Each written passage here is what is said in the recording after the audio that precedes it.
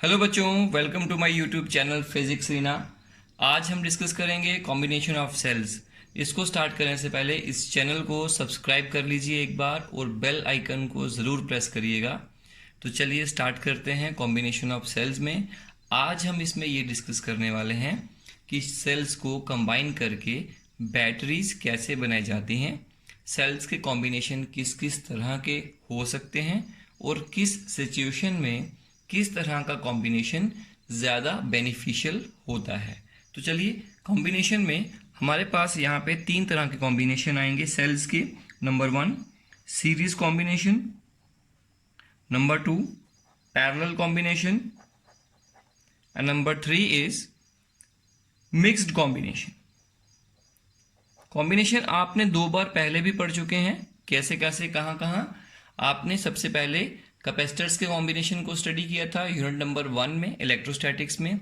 उसके बाद हमने रेजिस्टेंस के कॉम्बिनेशन को पढ़ा था और आज हम पढ़ने वाले हैं सेल्स के कॉम्बिनेशन को। तो चलिए देखते हैं सेल्स का कॉम्बिनेशन कैसे होता है। तो सबसे पहले हम सीरीज कॉम्बिनेशन की बात करेंगे। इसमें क्या होगा, ये सारी बातों को हम डिस्कस करेंगे।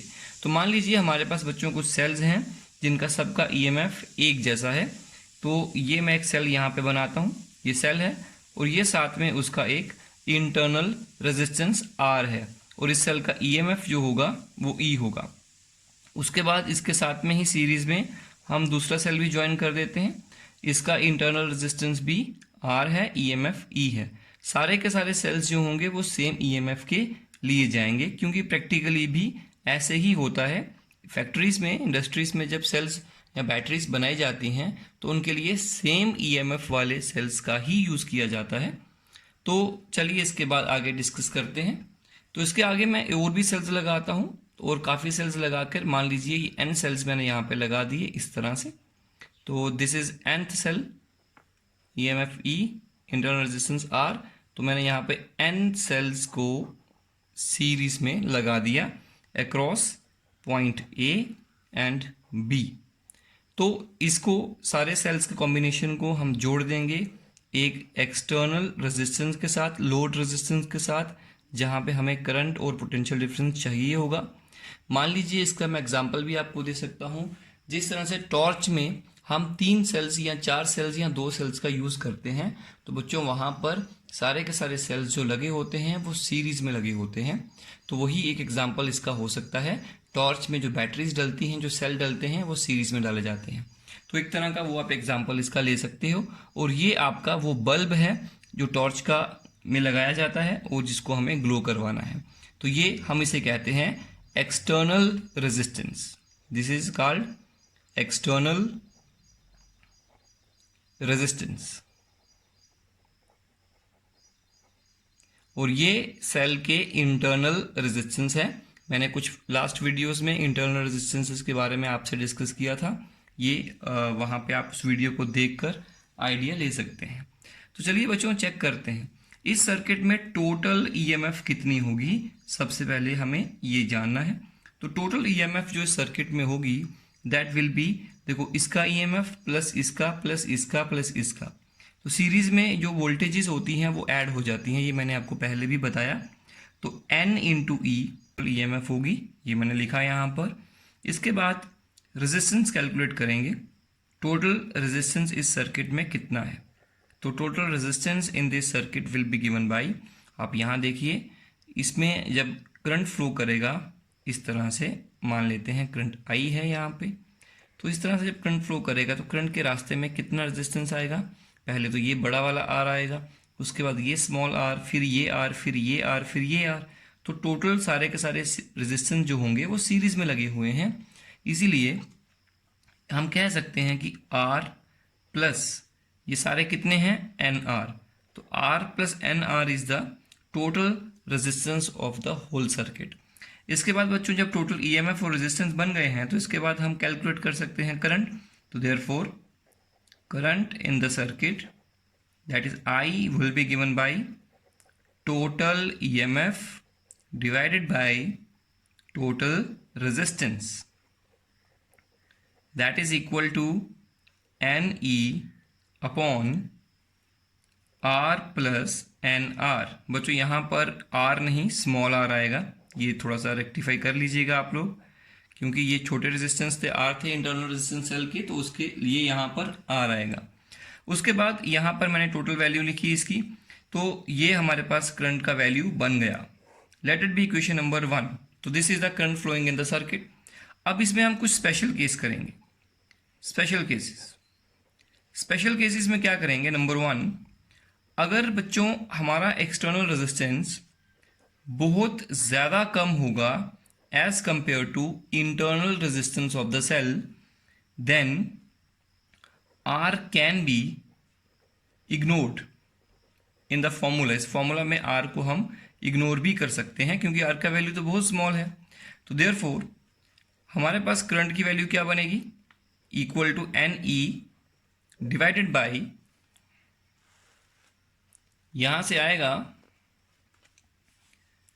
R को इग्नोर करिए तो आएगा NR, that is I equal to N cancel हो गए, E बाई R। तो बच्चों E बाई आर क्या होता है? तो E बाई आर होगा, देखिए अगर मैं एक सेल के साथ एक इंटरनल रेजिस्टेंस है उसका, वो शो किया मैंने यहाँ पे, और यहाँ पे एक रेजिस्टेंस है मान लीजिए, तो ये है R और ये है एक्सटर्नल रेजिस्टेंस R और इसकी EMF E है। तो हम कैसे लिखते हैं? हम लिखते हैं current equal to EMF upon R plus R।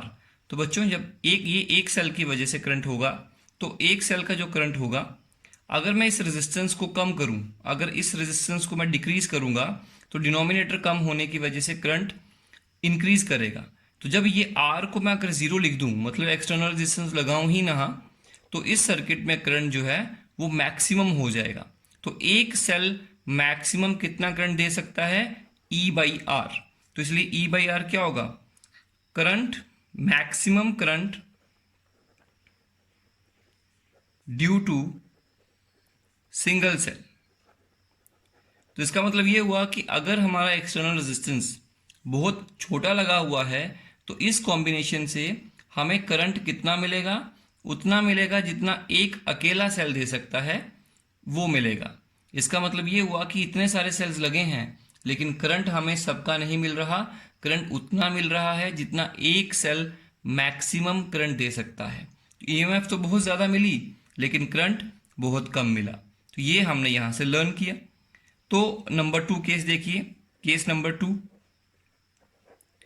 अगर एक्सटर्नल रेजिस्टेंस बहुत बड़ा है सेल्स के इंटरनल रेजिस्टेंस से, तो in that case we can ignore small r।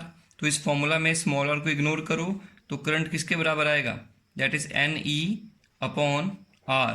कहने का मतलब NR को 0 कर दिया, क्योंकि बहुत छोटा है तो इसको 0 लिख दिया, N इंटू 0 0 लिखा तो NR 0 हो गया। यहाँ पर इस तरह से आया। इसको ऐसे भी लिखा जा सकता है N times E by R. अब फिर से देखो, E बाई आर क्या है? Current due to single cell, तो N times current due to single cell. तो इस बार करंट कितना मिला? N times current due to single cell. जो एक सेल करंट देगा वो E बाई आर है, तो टोटल सारे मिलकर कितना देंगे? N times E by R. तो इस बार सर्किट में करंट ज़्यादा है। तो देख लीजिए, अगर एक सीरीज कॉम्बिनेशन, सेल्स का जो सीरीज कॉम्बिनेशन है, वहाँ से अगर आपको ज़्यादा करंट लेना है तो इस रेजिस्टेंस को बड़ा लगाना पड़ेगा, और अगर हमें करंट कम चाहिए तो इस रेजिस्टेंस को कम लगाना पड़ेगा। तो ये होता है सीरीज कॉम्बिनेशन में। इसके बाद हम पैरेलल कॉम्बिनेशन की बात करते हैं। पैरेलल कॉम्बिनेशन में क्या होगा, चलिए देखते हैं। मैं इसमें क्या करूँगा, N सेल्स को या M सेल्स को पैरेलल में कनेक्ट करूँगा। ये एक सेल हुआ, इसका EMF E, internal resistance R, इसके साथ में इसके नीचे दूसरा सेल जोड़ेंगे, इसका internal resistance B small r और EMF E, इसके साथ में एक और सेल जोड़ेंगे इस तरह से, और ऐसे हमने बहुत सारे सेल्स को यहाँ पे कनेक्ट किया लाइक दिस। ये देखिए ये, और इन सारे सेल्स को के पॉजिटिव टर्मिनल को एक पॉइंट, कॉमन पॉइंट पे हमने कनेक्ट कर दिया, और इसके नेगेटिव टर्मिनल्स को सबको एक पॉइंट पे आके कनेक्ट कर दिया, that is B and this is A। तो बच्चों इस तरह से हमारे पास एक पैरेलल कॉम्बिनेशन बनता है। इस तरह से कितने सेल्स हमने जोड़े हैं, तो हम कह सकते हैं हम जोड़ रहे हैं m cells, let it be m। तो इन m सेल्स के अक्रॉस हम एक एक्सटर्नल रेजिस्टेंस लगाएंगे, जिस रेजिस्टेंस के लिए हमने इनका कॉम्बिनेशन बनाया था। बच्चों ये जो रेजिस्टेंस यहाँ पे मैंने लिखा हुआ है external resistance, it can be the bulb of a battery, it can be your remote control, it can be the starter of a car. एक कार का जो सेल्फ स्टार्ट का मोटर होती है ये वो भी हो सकती है। तो जिस पर्पस के लिए हमें सेल्स को कंबाइन करना है वो पर्पस है ये resistance. It can be motor, it can be bulb, it can be anything, ये कुछ भी हो सकता है, कोई भी अप्लायंस हो सकता है, और मैं उस अप्लायंस का यहाँ पर रेजिस्टेंस लिख रहा हूँ। पैरेलल कॉम्बिनेशन में क्या होगा, चलिए देखते हैं, इस बात को समझते हैं। सबसे पहले टोटल ईएमएफ पैरेलल कॉम्बिनेशन में कितनी होगी, तो मैं आपको पहले भी बता चुका हूं पैरेलल में ईएमएफ सबका सेम रहता है। तो देखिए इसका ईएमएफ भी ई, इसका भी ई, इसका भी ई, इसका भी ई, तो नेट ईएमएफ भी हमें ई ही मिलेगा क्योंकि पैरेलल में ईएमएफ सेम रहती है। दूसरी बात, हम बात करते हैं टोटल करंट की, टोटल रेजिस्टेंस इस सर्किट में कितना है, इसको थोड़ा ध्यान से देखना पड़ेगा आपको। आई होप आपने कॉम्बिनेशन ऑफ रेजिस्टेंस पढ़े होंगे। कॉम्बिनेशन ऑफ रेजिस्टेंस इस बार, मतलब मैं सेशन बात कर रहा हूं, session 2020 to 21 twelfth class CBSE में ये टॉपिक नहीं है इस बार, बिकॉज ऑफ कोरोना वायरस। इसको जो सिलेबस को कट शॉर्ट किया था सीबीएसई ने, उसमें से इस चैप्टर में से कॉम्बिनेशन ऑफ रेजिस्टेंसेस को आउट कर दिया है। इसके बाद कार्बन रेजिस्टर्स जो हमने पढ़े थे और कलर कोडिंग जो हमने पढ़ी थी बीबी रॉय ग्रेट ब्रिटेन वाले, वो भी आउट कर दिए गए हैं। तो ये दोनों टॉपिक्स, एक कार्बन रेजिस्टर्स, कलर कोडिंग और कॉम्बिनेशन ऑफ रेजिस्टेंसेस, ये तीनों टॉपिक इस बार सिलेबस में नहीं है। तो आपने इस चैप्टर में बाकी सब करना है, बस इन 3 टॉपिक्स को आपने नहीं पढ़ना है फॉर बोर्ड। लेकिन मेरा सजेशन यही होगा कि आप हर एक टॉपिक को ध्यान से समझें, चाहे वो आपके सिलेबस में हो या नहीं हो, क्योंकि आगे चलकर नेक्स्ट क्लासेस में आपके वो चीज़ें काम ज़रूर आएंगी। इवन एंट्रेंस में तो आएगा ही, इसलिए आपको पढ़ना तो पड़ेगा, हाँ बोर्ड में नहीं आएगा। तो चलिए देखते हैं बच्चों इसमें रेजिस्टेंस कितना होगा। ये देखिए ये सारे रेजिस्टेंस जो हैं आपस में पैरेलल में हैं, तो इनका जो पैरेलल कॉम्बिनेशन होगा वो बनेगा R/M, क्योंकि R resistance M number of, R value का resistance M number of resistance parallel में लगे हैं, तो उसका फॉर्मूला होता है R/M। ये मैं आपको पढ़ा चुका हूँ। तो यहाँ पे R/M होगा इसका, और इसका R है। तो ये और ये कॉम्बिनेशन आपस में सीरीज में है, इसलिए मैं लिखूंगा R + R/M। तो that is equal to MR + R/M। This is the total resistance. इसके बाद हम कैलकुलेट करेंगे current in the circuit. Current in the circuit, तो total current I will be equal to, that is equal to total EMF, जैसे मैंने आपको पहले बताया, मतलब total voltage upon total resistance. This is the formula. देखिए जैसे पहला क्वेश्चन किया था सेम इस बार भी हो रहा है। तो चलिए टोटल EMF कितनी है, E, पैरेलल में EMF सेम रहती है। उसके बाद MR + R/M, ये M ऊपर जाएगा, यहाँ से बनेगा ME upon MR + R, that is the current equal to ME upon MR + R। बच्चों ये फॉर्मूला बना हमारा करंट का। इसके बाद इसमें भी पहले जैसे हमने स्पेशल केसेस को डिस्कस करना है। तो जैसे पहली बार हमने सीरीज कॉम्बिनेशन में पढ़ा था, इस बार भी हमने पैरेलल में भी हम लोग स्पेशल केसेस को डिस्कस करते हैं। तो सबसे पहले special case number 1। Case number 1 में क्या होगा, हम अगर ये एज्यूम कर लें कि एक्सटर्नल रेजिस्टेंस बहुत ज़्यादा छोटा है as compare to internal resistance of the cell, तो क्या होगा, तो हम R को इग्नोर कर देंगे, तो करंट के फॉर्मूला में अब क्या बन जाएगा, that will be equal to ME upon MR। MR को इग्नोर कर दो क्योंकि R को 0 बना रहे हैं छोटा होने के कारण, तो MR 0 हो जाएगा, यह आएगा R। That is current equal to M times E/R। अगर आपको याद होगा तो E/R क्या होता है, तो बच्चों E/R जो है that is maximum current due to single cell. तो m टाइम्स सेल कितने लगे हैं m, तो m times the maximum current due to single cell that is given by in this combination. मतलब अगर पैरेलल कॉम्बिनेशन में हमारा रेजिस्टेंस बहुत कम है एक्सटर्नल वाला एज कंपेयर टू इंटरनल, उस समय क्या होगा, करंट जो है वो काफ़ी ज़्यादा क्वांटिटी में फ्लो करेगा सर्किट में। मतलब इस बार क्या हुआ, हमें करंट तो काफ़ी ज़्यादा मिला लेकिन इस बार ईएमएफ तो बहुत कम मिली, क्योंकि ईएमएफ टोटल कितनी है, दैट इज ई, इसलिए ईएमएफ कम मिली लेकिन करंट काफ़ी ज़्यादा मिला। तो देखिए बच्चों, एक्सटर्नल रेजिस्टेंस की क्या वैल्यू होगी, वो इंटरनल रेजिस्टेंस जो सेल के हैं उनसे ज़्यादा है कि कम है, इस बात पर ये डिपेंड करेगा कि वो कॉम्बिनेशन ऑफ सेल्स आपको कितना करंट प्रोवाइड करेगा उस रेजिस्टेंस के क्रॉस, मतलब कितना करंट आपको सप्लाई करेगा। ये डिपेंड करता है कि एक्सटर्नल रेजिस्टेंस का value internal resistance of cells के ज़्यादा है या कम है। तो इसी तरह से हम दूसरा केस देखते हैं, इसका केस नंबर 2। केस नंबर 2 बनेगा, अगर R is very very greater than small r, तो हम स्मॉल r को इग्नोर कर देंगे, तो करंट की वैल्यू इस बार क्या बनेगी, M E upon M R, that is M cancel, तो करंट कितना आएगा, E by R, that is current due to single cell. तो एक सिंगल सेल का ईएमएफ, सिंगल सेल का रेजिस्टेंस, तो सिंगल सेल का करंट बना। तो इस बार क्या मिला हमें, current due to single cell, एक सेल की वजह से हमें कितना करंट मिलेगा। तो बच्चों देखो, पैरेलल कॉम्बिनेशन में आपको एक बार में करंट ज़्यादा मिलता है तो एक बार में वोल्टेज ज़्यादा मिलती है, दोनों इकट्ठे नहीं मिलते, हमारी रिक्वायरमेंट के अकॉर्डिंग काम नहीं हो रहा। देखिए इस बार क्या हुआ, आपको पता है अगर कॉम्बिनेशन हमारा पैरेलल है, पैरेलल कॉम्बिनेशन में ईएमएफ तो हमेशा ही कम मिलेगी, क्योंकि ईएमएफ टोटल कितनी मिलती है, ई, तो सेल लगाए हैं एम लेकिन वोल्टेज तो उतनी मिली।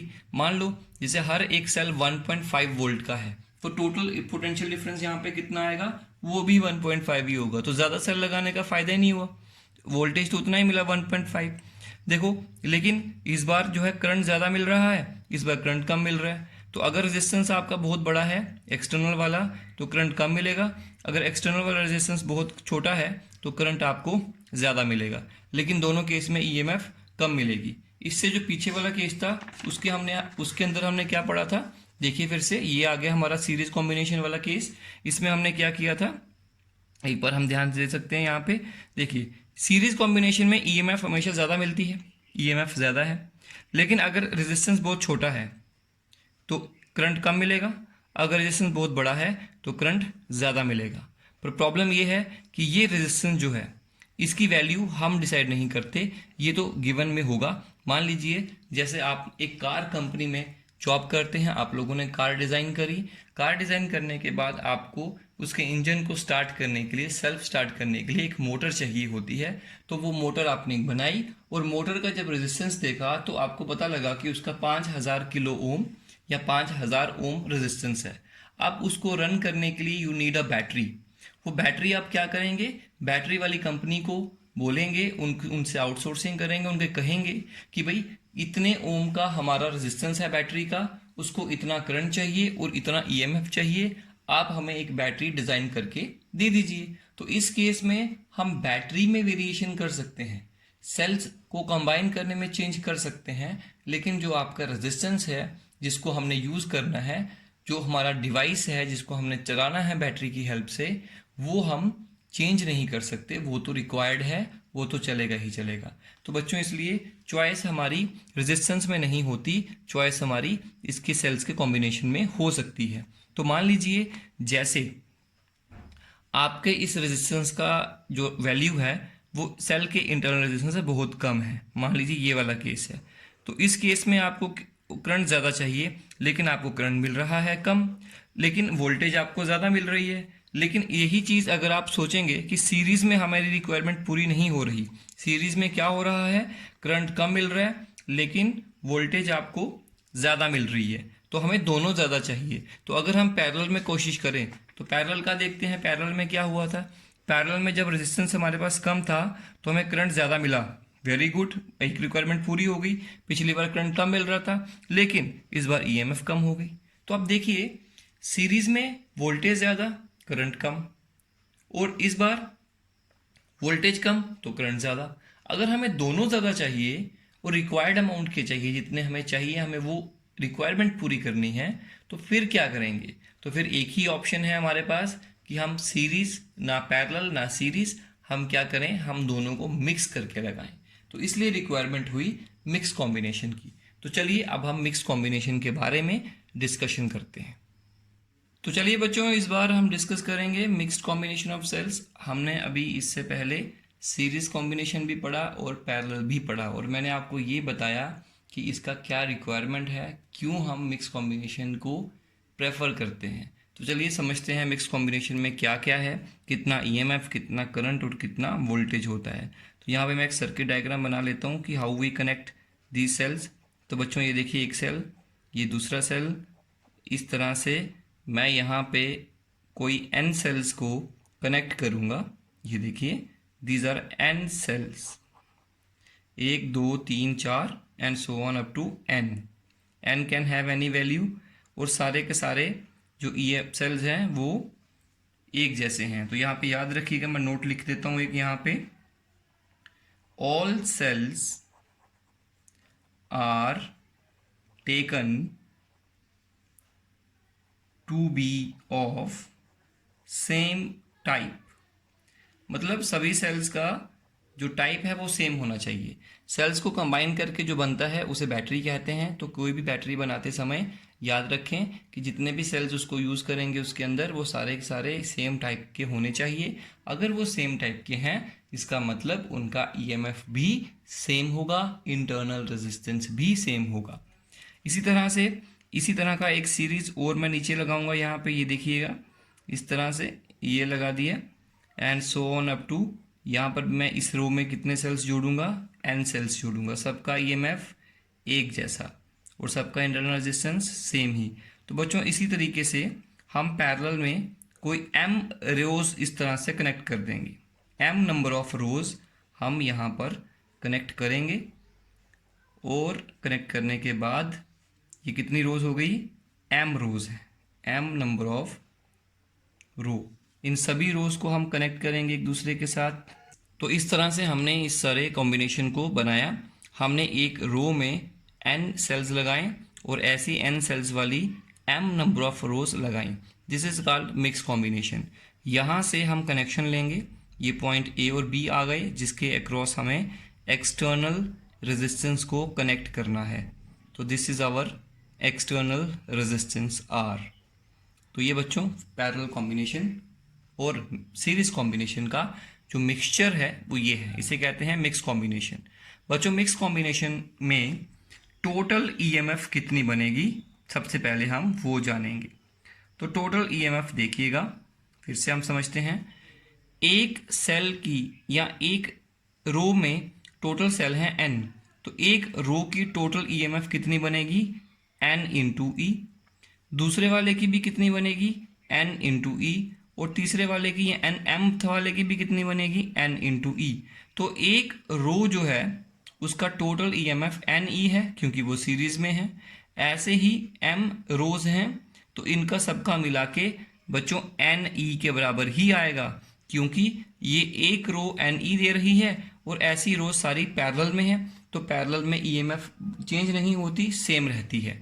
तो आप इमेजिन कर लीजिए, ये टोटल एक सेल है एन ई वैल्यू का, ये दूसरा सेल है एन ई वैल्यू का, ये तीसरा सेल है एन ई ईएमएफ का। तो ये सारे पैरेलल में जुड़े हैं, इसलिए एन ई ही रहेगा। इसके आगे टोटल रेजिस्टेंस कितना होगा इस सर्किट में, टोटल रेजिस्टेंस जो हमें मिलेगा वो देखते हैं। तो बच्चों ये देखिए, ये एक रो में कितने नंबर ऑफ रेजिस्टेंस है, आर। तो हम लिखेंगे total resistance in each row, that is N R. दूसरी वाली में भी कितना होगा, एन आर। तीसरी वाली में भी कितना होगा, एन आर। ऐसे कितने होंगे, एम होंगे। तो एन आर रेजिस्टेंस पैरेलल में लगे हैं, नंबर ऑफ रेजिस्टेंस एम। तो बच्चों वैल्यू आएगी N R upon M is the total internal resistance of the cells. तो एन आर अपॉन एम ये आया। इसके बाद ये टोटल नहीं है, इसके साथ में ये भी तो लगा है सीरीज में, इसलिए इस सब का टोटल करके ये आता है, और उसके साथ में ये सीरीज में है तो प्लस आर भी आएगा। तो यहाँ से हम लिख सकते हैं इसको इसको ऊपर मल्टीप्लाई करिए, M R plus N R upon M, this is the total resistance. इसके बाद हम करंट जानने की कोशिश करेंगे कि सर्किट में करंट कितना फ्लो कर रहा है। करंट आई जो होगा यहाँ से फ्लो करेगा, तो ये पूरा कॉम्बिनेशन कितना करंट प्रोवाइड करेगा, that is I equal to total EMF N E upon total resistance that is M R plus N R divided by M. इसको ऊपर ले जाइए, ये आएगा N M E divided by M R plus M R, that is the total resistance of the total current of the combination. तो ये current जो है हम यहाँ से ड्रॉ कर सकते हैं। तो चलिए ये करंट हमने निकाल दिया, ओके। इसके बाद हम कैलकुलेट करेंगे कंडीशन फॉर मैक्सिमम करंट। बच्चों मैक्सिमम करंट किस कंडीशन में हमें मिलेगा, मतलब किन हालातों में ये जो कॉम्बिनेशन ऑफ सेल्स हैं हमें सबसे ज़्यादा करंट प्रोवाइड कराएगा, वो कंडीशन को जानना बहुत ज़रूरी है। और उसी कंडीशन के ऊपर बहुत सारे न्यूमेरिकल्स भी रेडी हो सकते हैं, तो हमें उन्हें भी समझना है इसके बाद में। तो वीडियो को लास्ट तक देखिएगा, क्योंकि हमें इसके ऊपर न्यूमेरिकल्स भी डिस्कस करने हैं। और अगर आप टॉपिक समझ लेते हैं लेकिन उसको न्यूमेरिकल नहीं समझते हैं, नहीं करते हैं, तो बच्चों वो कॉन्सेप्ट आपका डेवलप नहीं होगा और कोई भी फ़ायदा नहीं मिलेगा आप लोगों को। इसलिए वीडियो को लास्ट तक देखिए।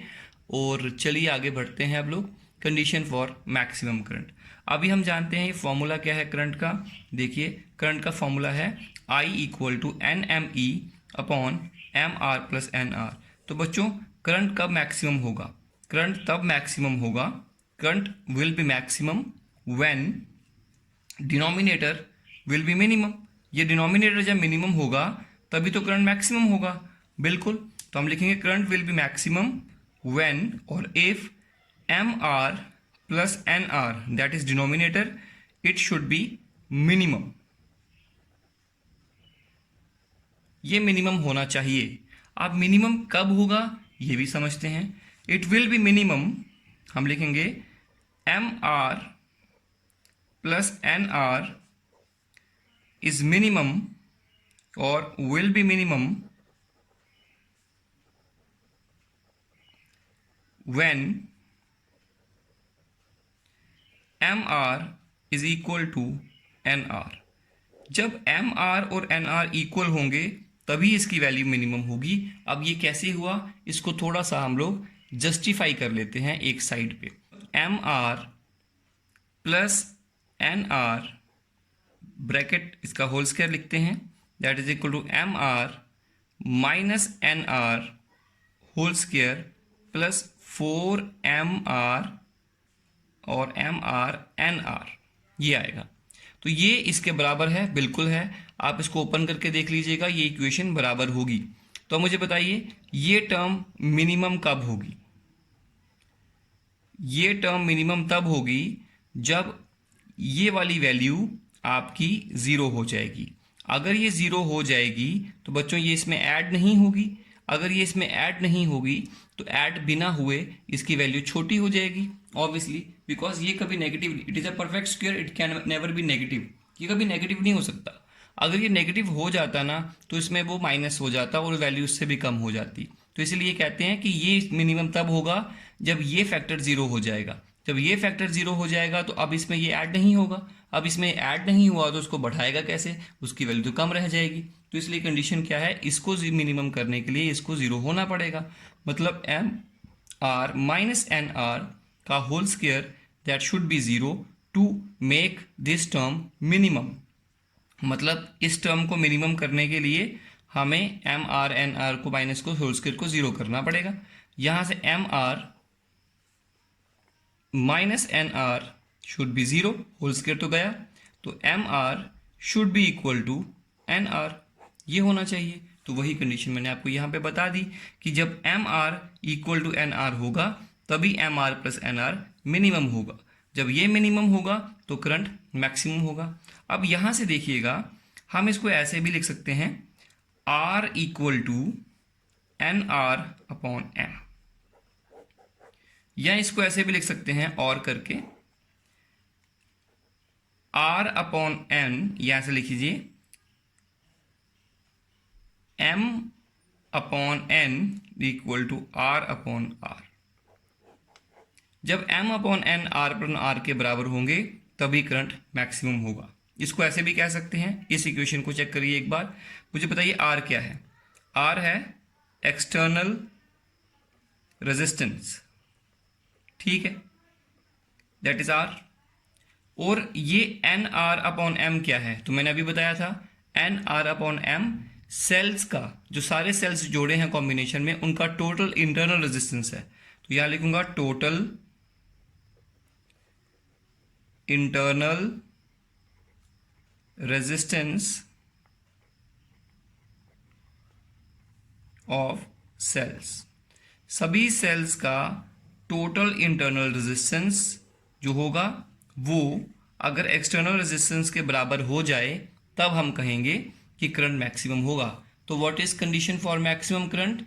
For maximum current this resistance R, external resistance R should be equal to the total resistance या total internal resistance of all the cells.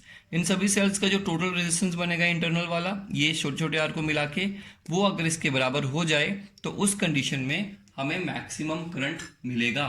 तो आपने ये कंडीशंस याद रखनी है कि अगर आपको किसी कॉम्बिनेशन ऑफ सेल्स में से मैक्सिमम करंट ड्रॉ करना है तो उसके लिए आपको क्या करना पड़ेगा। तो उसके लिए हमें क्या करना पड़ेगा, M R upon N R should be equal to R upon R, और total external resistance should be equal to total internal resistance of the sales.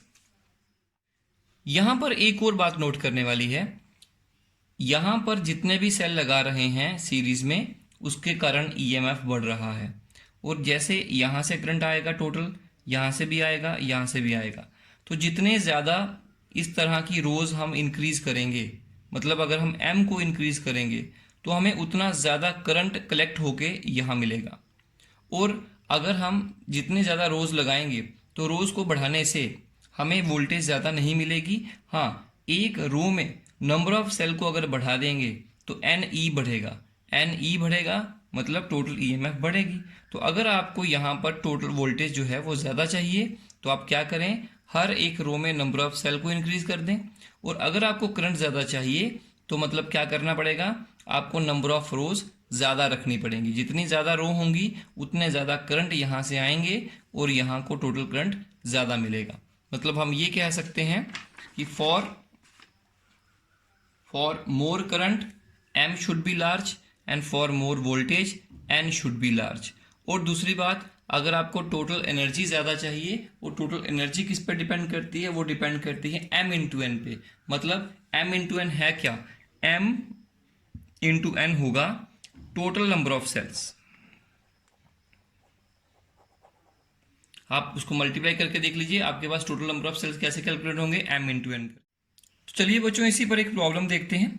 हमारे पास क्वेश्चन है, in a circuit there is external resistance of 1 ohm. हमारे पास एक circuit है जिसमें external resistance जो होगा वो 1 ओम का है, मतलब आर का वैल्यू हमें 1 ओम दिया हुआ है, ये देखिए। While internal resistance of battery is 4 ओम, मतलब हमें क्या दिया हुआ है, internal resistance of battery. Battery का जो इंटरनल रेजिस्टेंस होगा वो कितना दिया हुआ है, 4 ओम दिया हुआ है।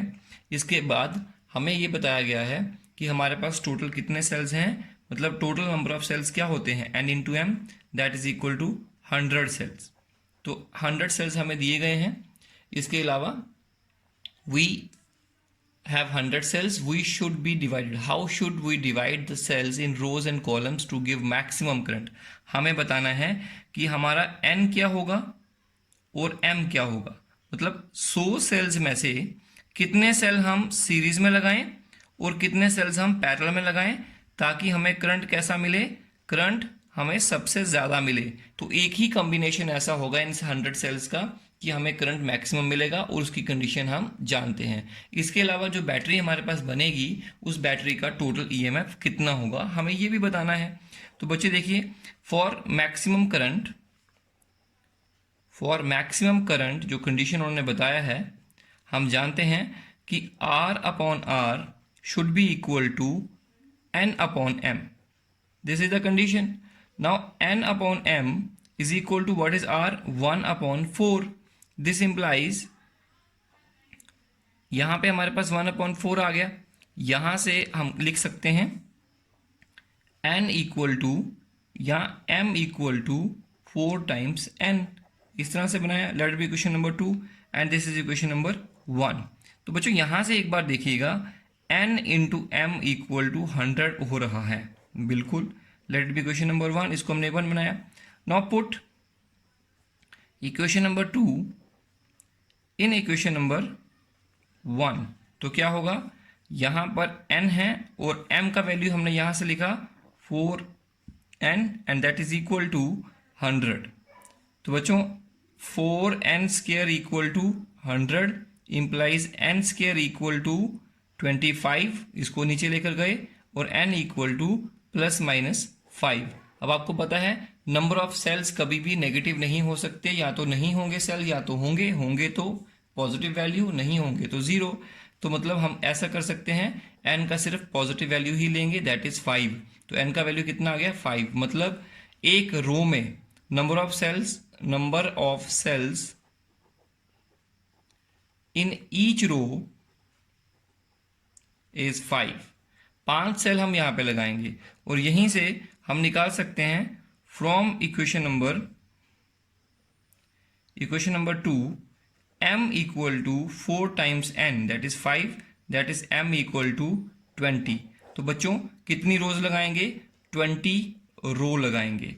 जब हम 20 रो लगाएंगे और एक रो में 5 सेल लगाएंगे तो उस तरह के कॉम्बिनेशन से हमें मैक्सिमम करंट मिलेगा। इसके अलावा बच्चों ने ये भी पूछा हुआ है कि टोटल ईएमएफ कितनी होगी। टोटल ईएमएफ जो है that is equal to n e. आप जानते हैं, मैंने पीछे बताया आपको, मिक्स कॉम्बिनेशन में एन ई होती है। तो एन कितना है 5 और ई कितना है 1.5, that is equal to 7.5 volt. तो जो आपकी बैटरी बनेगी बच्चों, पहली बात वो टोटल वोल्टेज कितनी देगी आपको, 7.5 वोल्ट देगी। उसके बाद टोटल आपको जो उन्होंने कॉम्बिनेशन बनाना है फॉर मैक्सिमम करंट, वो मैक्सिमम करंट के लिए जो कॉम्बिनेशन होगा दैट विल बी, उसमें सीरीज में या रो में, एक रो में 5 सेल लगाओगे और नंबर ऑफ रोज कितनी बनाओगे, दैट विल बी 20। तो इस तरह से हम मैक्सिमम करंट की कंडीशन अप्लाई करके इन क्वेश्चन को सॉल्व कर सकते हैं। क्योंकि अगर आपको मैक्सिमम करंट चाहिए तो आपको एन और एम इनका नंबर फिक्स करना पड़ेगा कि 100 सेल्स आपके पास हैं, 100 में से कितने आपने रो में लगाने हैं एक रो में और कितने आपने इसमें लगाने हैं। मान लीजिए आपके पास जैसे 12 सेल्स हैं, तो आपके पास ऑप्शन क्या है, या तो एक रो में एक सेल लगाओ और ऐसे आप 12 रोज बना लीजिए, या एक रो में 2 सेल लगा दो तो रो कितनी बनेंगी, फिर 6 बनेगी। अगर एक में 3 लगाओगे तो रो कितनी बनेगी आपकी, 4 बनेगी। अगर एक में 4 लगाओगे तो रो 3 बनेगी। अगर एक में 6 लगाओगे तो रो 2 बनेंगी। या तो आप सारे के सारे एक ही में लगा दीजिए। ये आपके पास ऑप्शन है कि आप सीरीज में कितने लगाएं और पैरेलल में कितने लगाएं। लेकिन इस सारे ऑप्शंस में से अगर आपको चाहिए कि एक ऐसा ऑप्शन हो, एक ऐसा कॉम्बिनेशन हो जिसमें हमें सबसे ज़्यादा करंट मिले, तो सबसे ज़्यादा करंट देने वाला जो कॉम्बिनेशन होगा इन सेल्स का, उसके लिए ये कंडीशन दी होगी। तो जब भी आपसे पूछा जाए मैक्सिमम करंट के लिए, तो आपने इस कंडीशन को अप्लाई करके एन और एम को फाइंड आउट करना है। तो आज के लिए इतना ही रखेंगे। इसी तरह के बहुत सारी प्रॉब्लम्स मैं आपको पोस्ट करूंगा, तो आगे आप इसको सॉल्व करते रहिए।